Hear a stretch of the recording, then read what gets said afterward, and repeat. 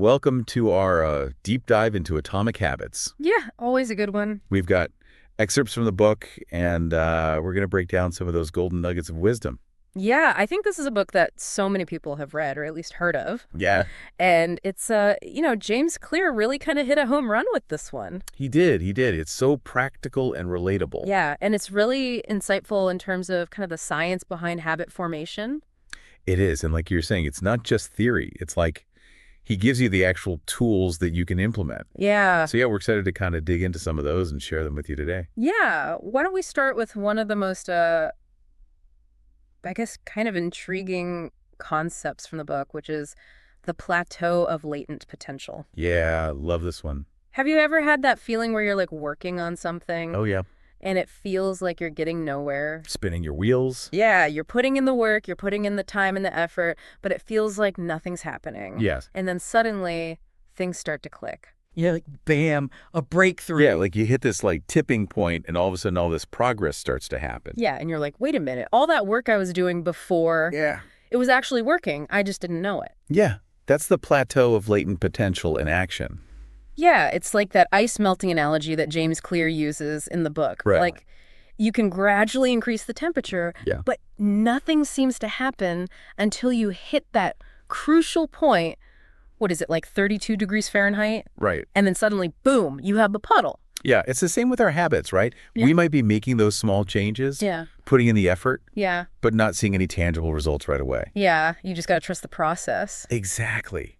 But that effort is not wasted. It's like that heat energy being absorbed by the ice. Yeah. It's building up to that breakthrough moment. So like all those overnight successes we hear about, Yeah. they're often the result of consistent effort over time. Exactly. What we perceive as this sudden leap forward. It's often the culmination of all those small steps. Yes. Incremental improvements. Right. All kind of accumulating until they reach that tipping point. Right. It's all those actions that we don't see Yeah. that lead to that visible change. That's it. I love that. And he takes this idea of the plateau of latent potential Yeah. and kind of connects it to habits and identity. Yes. Almost like you're intertwined. He does. It's almost like they're inseparable. Yes. He argues that our habits really shape who we are at our core. Yeah. You know, it's not just about what we do. Uh-huh. It's about the kind of person that those actions turn us into. Yeah, like our habits are literally shaping us. Yeah, exactly. It's like with each action, we're kind of casting a vote for the type of person we want to become. I love that analogy. Yeah, and as we kind of cast more and more of those votes, you know, the evidence starts to build up. Uh-huh. And that's how our new identity begins to take shape. It makes so much sense why consistency is so important. It is. It's all about, like building that evidence, one vote at a time. Vote by vote. Right. And there's this quote in the book that really kind of drives this home. Okay. It's a behavior that is incongruent with the self will not last. Whoa. Okay, so break that down for me. What does that actually mean for someone who's, trying to build new habits? Okay, so let's say, somebody wants to be a writer, Okay. but they spend most of their time, watching TV or browsing the internet. Yeah. Their actions don't really match their aspirations. There's a disconnect. Yeah, exactly. Those habits are unlikely to stick because they're not congruent with their true self. It's like they're saying one thing and doing another. Exactly. Okay, so it's not just about willpower or discipline. It's really about aligning your actions with who you want to be. Yeah, love that. And that kind of brings us to another key concept that you mentioned, the power of small wins. Yes. Yeah. This is where things start to feel a lot less overwhelming, right? Clear really emphasizes that even small actions, performed consistently, they can be incredibly powerful. Yeah. One of my favorite quotes from the book is, each time you write a page, you are a writer. Oh, that's a good one. Right. It's like it doesn't matter how much you write, as long as you're writing, you're a writer. Yeah, it's not about aiming for perfection. It's about just making progress. Exactly. Imagine you're trying to build a fitness habit, right? Instead of pressuring yourself to go to the gym for like an hour every single day, Oh, what if you just started with 5 minutes of stretching or a short walk? yeah. Those small wins, they start to add up They do. and they help you build momentum. It's like you build that habit slowly. Right. And then the results kind of snowball over time. Yes, so true. So it's not about being perfect. It's about just showing up consistently. Exactly. You don't have to win every day. You just got to win most days. Okay, so how can someone put this into practice? Like, is there a framework they can follow? There is. Clear suggests this very simple two-step process. Okay, I love simple. Yeah, so first, Mm-hmm. take some time to really kind of define the type of person you want to be. Okay. Like, think about your core values. Yeah. What are the things that are important to you? Yeah. What do you want to stand for? Right. This step is about, really being honest with yourself and setting clear goals. So it's about like envisioning your ideal self. Yes. Yeah. And then the second step is to prove it to yourself with small wins. Okay, love that. It's all about taking action, even if it's a tiny step. Yeah. Remember, every action is a vote. We asked those votes. Right. And every vote counts towards. Okay, now this is making me think about the famous habit loop. Yes. That cue, craving, response, reward. It's a classic framework for Good. understanding how habits work. It is, and it connects perfectly with what we were just talking about, those small wins and identity. It does. It all ties together. So can you kind of break down the habit loop, especially for those who might not be as familiar with it? Okay, so think about your morning coffee routine. Okay, I can do that. The smell of the coffee beans or seeing your coffee maker, Yeah. that's the cue. Okay. And that triggers the craving for that caffeine, Yeah. right? And then the response is the actual act of making the coffee. And then finally, the reward The best part. is that delicious first sip. And the feeling of alertness. Exactly. Oh, yeah, I could definitely relate to that. Right. And this loop, it plays out in our daily lives all the time. Constantly. And the crazy thing is that our brains are constantly making predictions based on, our past experiences. So we're basically on autopilot. To a certain extent, yes. But the good news is that once we become aware of this loop, Uh-huh. we can start to influence it. Okay. We can change our habits by becoming more conscious of those cues, Okay. the cravings and the rewards that kind of keep those habits going. Yeah. So how do we break out of that autopilot mode? Okay, so one simple but surprisingly effective technique is called pointing and calling. Pointing and calling. What is that? It's all about increasing your awareness, particularly for those unconscious habits we do without thinking. Okay. It's like verbally acknowledging your actions as if you're calling out a safety checklist. Oh, For example, let's say you're reaching for the refrigerator. Yeah. You could say out loud, opening the refrigerator. okay. Or if you're checking email, you say checking email. So you're basically just bringing those actions into your conscious awareness. Exactly. It might feel a little silly, Yeah. but it helps you kind of break those autopilot patterns. So it's like hitting the pause button. Yeah, and becoming more mindful of your choices. Love it. It can make a big difference in breaking those unconscious loops and gaining control. I'm definitely going to try that one. That's a good one. Now, speaking of kind of taking stock of our habits, Yeah. there's another tool that I really like. The habit scorecard. Oh, yes. This is a great way to become more aware of your current behaviors and identify areas where you might want to make some changes. Yeah. It's basically creating a list of your daily habits Okay. and labeling them as positive, negative, or neutral. So it's like you're taking inventory of your action. Exactly. Okay. You might be surprised at how many habits you do mindlessly Oh, yeah. without even realizing their impact. Yeah. It's about understanding our current patterns. Yeah. And kind of setting the stage for making changes. That's exactly it. I'm excited to dig into those changes and hear about some more strategies. Yeah, we've got a lot more to cover, We do. including things like implementation intentions, habit stacking, and environment design. Awesome. We'll be back with more insights from Atomic Habits after a quick break. Stay with us.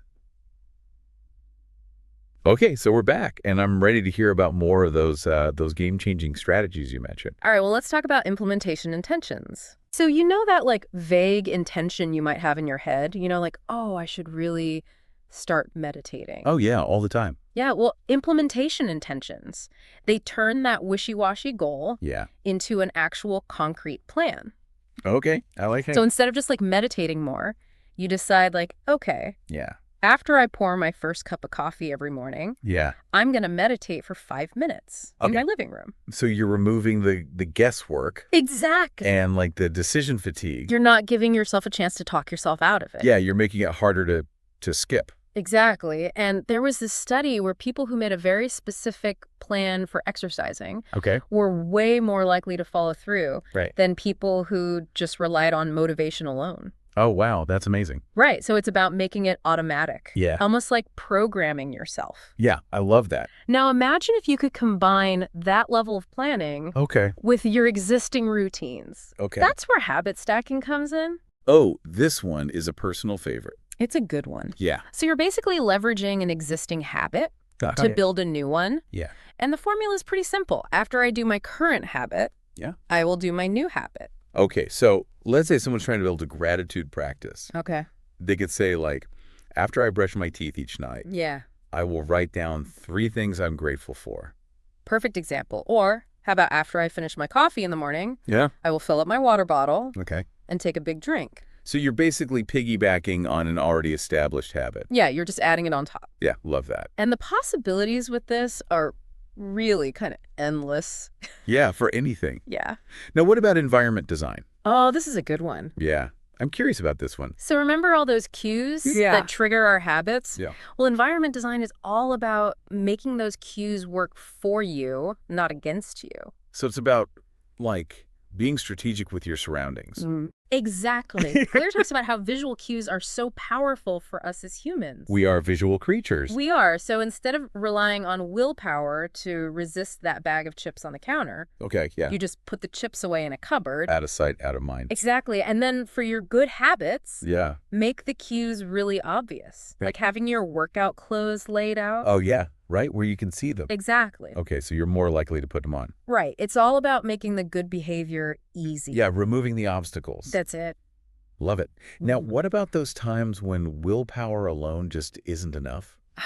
Okay. Like when you're facing a temptation that's just too strong. Yeah. Well, this is where temptation bundling comes in. Okay, temptation bundling. I like that name. Yeah. So this is when you make a need activity Uh-huh. more appealing Okay. by pairing it with a want activity. Oh, I see. So for example, let's say you need to catch up on industry news, Yeah. but you really just want to watch Netflix. It happens all the time. Right. So you bundle those activities. Okay. You say, after I read for 20 minutes, Okay. then I can watch an episode of my show. Oh, I love that. Right. You're basically giving yourself a little bribe Yeah. to stay on track. It's like a reward. It is. It taps into that dopamine reward system. That makes sense. So you're not relying on willpower alone. Yeah, you're making it fun. Exactly. Okay, so temptation bundling. That's a good one. You can use it for lots of things. Yeah, for anything. Pretty much. Okay, so we talked about dopamine a little bit before, but I want to dig into that a little bit more Yeah. because that seems like a key player in all of this. It really is. It's that neurotransmitter of motivation and pleasure. Yeah, so tell me more about how it influences our habits. Okay, well, think about that feeling you get Okay. when you're really looking forward to something exciting. Okay, yeah, like a vacation. Yeah, like a concert. Yeah. A vacation. Uh-huh. That feeling of anticipation, Yeah. that's dopamine. Oh, so it's not even the reward itself. No, it's the anticipation. It's like the looking forward to it. That's the dopamine. Okay, wow. And that plays a huge role in habit formation. Okay, how so? Because when we do something that leads to a reward, Mm-hmm. our brain learns to associate the cue with that anticipation of a dopamine hit. So we're kind of chasing that feeling, We are. even more than the reward sometimes. Yeah. And that's why addictive behaviors can be so hard to break. Oh, yeah, because your brain wants more. Exactly. So how can we use this to our advantage when building good habits? Okay, well, one way is to try and make the habit itself more rewarding. Oh. So let's say you're trying to start meditating. Yeah. Instead of just sitting in silence, Mm-hmm. maybe you light a candle, Okay. play some music. That get more enjoyable. Exactly. You're creating a more enjoyable experience. Okay, so it's not just about the destination. It's about enjoying the journey. That's it. Okay, love that. And this brings us to another important factor, social influence. Yes, the power of the crowd. Yeah, it's a real thing. It is, we are social creatures. Oh, yeah. And we are constantly influenced by the people around us. Yeah, like our family, our friends, Yeah, coworkers. even people we don't know. Yeah, strangers on the internet even. It's true. And there's that saying that you are the average of the 5 people you spend the most time with. Yeah, I've heard that one. And there was actually a study done called the Solomon Asch Conformity Experiment, Oh. where people would conform to the group's incorrect answer, Oh, well. even when they knew it was wrong, So they would go along with it even if they knew it wasn't right. just because of that social pressure. Wow, that's kind of scary. It is. But it makes you realize how important your environment is It is. and like who you surround yourself with. If you're surrounded by people with healthy habits, Yeah. you're more likely to adopt those habits. Just to find your tribe. Exactly. Now, what about when you're trying to build a habit that's particularly challenging? Okay. One that doesn't come naturally. Yeah. Like it feels like a chore. Okay, well, one strategy is reframing. Reframing, what's that? It's shifting your perspective from Yeah. a burden to an opportunity. Okay, I see. So instead of saying, I have to go to the gym, Right. you say, I get to move my body and improve my health, Oh, I like that. right? You're changing the language. Yeah, you're changing your mindset. Exactly. It's not a have to, it's a get to. It is. So instead of focusing on the difficulty, Yeah. you focus on the benefits. Okay, I love that. Any other examples? Yeah, about saving money. Okay, yeah. It can often feel like you're depriving yourself. Yeah, you're giving something up. Yeah, so instead you could say, I'm investing in my future freedom and security. Oh, okay. Yeah, that's much better. Right. It makes it feel more meaningful. It does. It does. And another strategy is to try and associate the habit with something positive. Okay, like what? So let's say you really enjoy listening to a certain podcast. Okay. Well, what if you only allow yourself to listen to that podcast while you're working out? Right, so you're pairing the thing you enjoy Yeah. with the thing you don't enjoy as much. Okay, so you're kind of tricking your brain into liking it. You're creating a positive association. That's really smart. It taps into that pleasure-seeking part of our brains. Oh, that makes sense. Right? We want to move towards pleasure and away from pain. Okay, so what about this habit line concept? Okay, so the habit line is all about repetition. Okay. The more you do something, the more automatic it becomes. So like the 21 days to form a habit, is that a myth? It is. There's no magic number. Okay. It's all about frequency and consistency. Yeah. The more you repeat a behavior, Uh-huh. the stronger those neural pathways become. Oh, so you're literally rewiring your brain. You're building that muscle memory. Love that. And this goes back to Hebb's law, Okay. which says that neurons that fire together wire together. So the more you do something, the more it becomes ingrained. Exactly. Wow, it's not just about discipline. It's about actually changing your brain. That's Okay, now I want to hear about this 2-minute rule. yes. This is a good one for making things easier. Okay, I'm all about making things easier. So the idea is to break down a new habit Uh-huh. into a tiny 2-minute version. Okay. So instead of saying I'm going to write a novel, Yeah. you say I'm going to write for 2 minutes. Okay. Or instead of I'm going to clean the whole house, Yeah. you say I'm going to clean for 2 minutes. Okay, so you're making it so small that you can't say no. Exactly. I like that. And the interesting thing is that usually once you start, Yeah. you end up doing more than 2 minutes. Oh, really? Yeah, it's like this gateway habit. Oh, gateway habit. I like that. Yeah, you kind of trick yourself into getting started. Yeah, you overcome that inertia. Exactly. I love that. So we talked about making good habits easier, but how about breaking bad habits? Yeah, that's the other side of the coin, right? It is. How do we make those unwanted behaviors less appealing? Okay, well, one strategy is to increase the friction. Make it harder to do the things you don't want to do. So, like, put obstacles in your own way? Yeah, create barriers. Okay. So Clear gives the example of Victor Hugo. Okay. He would literally lock away his clothes Oh, wow. to force himself to focus on writing. So he couldn't go out. Yeah, no distractions. Wow, that's commitment. It is. So you can use that same principle in your own life. Okay. Delete tempting apps. Okay. Unsubscribe from emails. Yeah. Use website blockers. So be proactive. Exactly. I like it. And then there are things called commitment devices. Oh, yeah. I've heard of those. These are choices you make now Uh-huh. to control your future actions. So like prepaying for a class. Yeah, or a gym membership. So you're less likely to skip. Exactly. You're holding yourself accountable. Love it. And what about the power of automation? Ah, yes. This is where technology can be really helpful. Okay. Tell me more. So think about things like automatic savings plans, Okay. Yeah. meal delivery services, Yeah. apps that block websites. So you're basically offloading those good habits to technology. Exactly. Okay. So it's less work for you. It is. It's about making the good choices the default. Yeah. Love that. Now I want to talk about instant gratification versus delayed rewards. Oh, yes. This is a big one. This is a big one for me. It is. Our brains are wired for instant gratification. They are. It's evolutionary. Right. So eating that extra cookie now Yeah. feels more rewarding than those potential health benefits later. It's hard to think about the future. It is, but the problem is that the costs of good habits are often in the present, Yeah. and the benefits are in the future. So it's like that marshmallow experiment Yes. where the kids could either eat one marshmallow now Right. or wait and get two later. And the kids who waited did better in life. Yeah. So how do we overcome that? How do we make those delayed rewards more motivating? Okay, well, one strategy is to try and make the good habits more immediately satisfying. Okay. How do we do that? You could use a habit tracker. That visual representation of your progress can be really motivating. Yeah, I love checking things off. Yeah, it gives you that little dopamine hit. It does. And another strategy is to focus on the intrinsic rewards of the habit itself.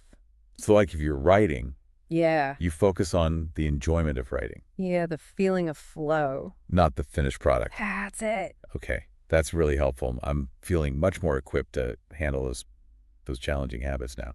Wow, this deep dive into atomic habits has been amazing. It has. We've really explored so many fascinating ideas. We have, from, those tiny changes to those big life-altering shifts. Yeah, and it's clear that building those better habits, it's not just about willpower. Right. It's about understanding how our minds work Exactly. and designing systems that really set us up for success. It's about making those small incremental changes that lead to big results. Now, before we wrap up, I want to touch on one more tool that I found really helpful. Uh, Habit tracking. yes, a classic. It is. It's so simple, but it's so powerful. It is. It's a great way to stay motivated. Yeah, because you have that visual reminder of your progress. You do. You can see how far you've come. It's like having that tangible proof of your consistency. Exactly, and it holds you accountable. God. I found that even just like marking an X on a calendar Yeah. for each day that I complete a habit. It's satisfying. It is. It's like a little game. It's like you don't want to break the chain.